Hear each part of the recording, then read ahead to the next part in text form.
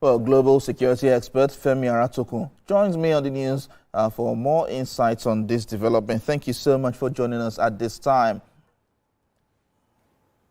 Good evening, Nigerians.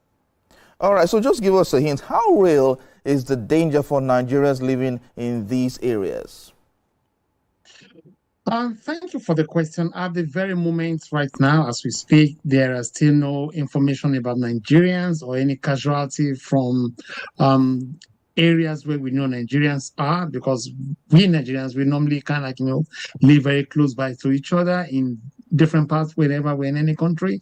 At the moment, we've not heard anything from the Nigerian government or any officials that we have casualties. However, from the sources I'm getting from Bahrain, because I've got some contacts around there, they're just hearing the blast of, bombings and, strikes. But when it comes to Nigerian casualties, there are still none being accounted for at the moment. All right, so let's take a broader look at the whole situation. How significant is it that some of the reported targets are in countries hosting U.S. military bases? Can say is right now a lot is still very sketchy as regards to what exactly is the situation over there.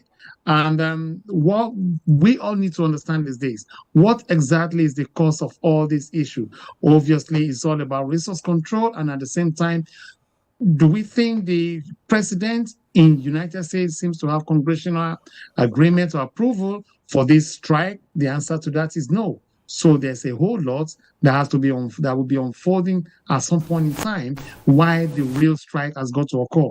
Do not let us forget, Iran is not really any threat to any country at the moment except Israel, that is claiming Iran is a threat to them as a neighboring country. So that is what the whole situation is all about.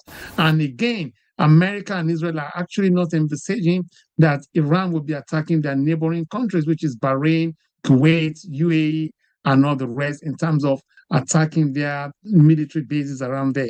So it is a big problem at the moment.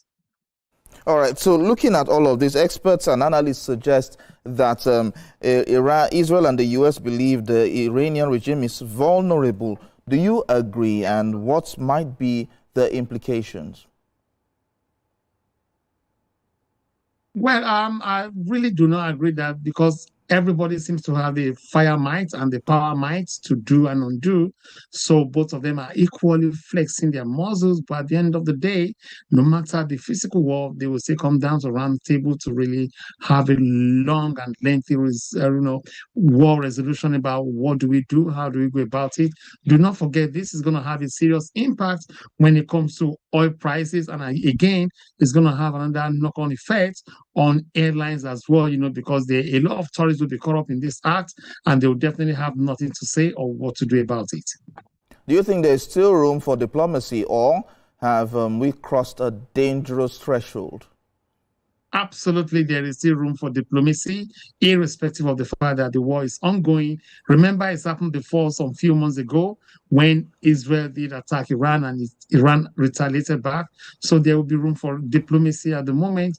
But the key question is this: will everybody agree on the side of America, or will everybody agree on the side of Iran, or will everybody agree on the side of Israel? That is what's going to be the very big issue that we need to look into. Having said all this, having war at this very crucial point is not the very best for America, because the midterm election is coming. So what's going to happen?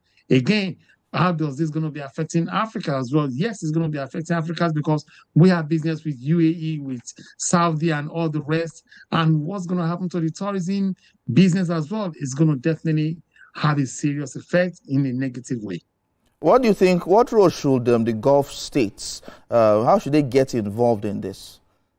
Well, they've been getting involved in all this issue for a very long time, and nothing is still going to be left behind, or they will still going to have a lot of things to say about talking to Israel and America that, look, this is not what we want at this moment. Let us look at when the whole thing happened in Iraq. A lot of things were said. And at the end of the day, what are we seeing today? ISIS and different kind of military fighters coming up different angles. And the same thing might likely happen by the time Iran, goes straight into full war, that we now have different dictators and different actors acting indifferently or just for resource control. That is exactly what I think other Gulf states should try to avoid. And the only way to avoid it is just to come down to round table and have peace talk and peace dealings.